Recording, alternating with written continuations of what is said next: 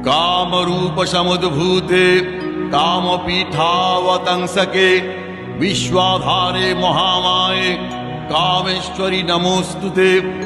अव्यक्त विग्रहे शान्ते संतते कामरूपिणी कालगम्ये परे शान्ते कामेश्वरी नमोस्तुते। या सुषुम्नान्तरालस्था चिन्त्यते ज्योतिरूपिणी प्रणतोऽस्मि परं धीरं कामेश्वरी नमोस्तुते। दंष्ट्राकरालवदने मुण्डमालोपशोभिते सर्वतः सर्वगे देवी कामेश्वरी नमोस्तुते।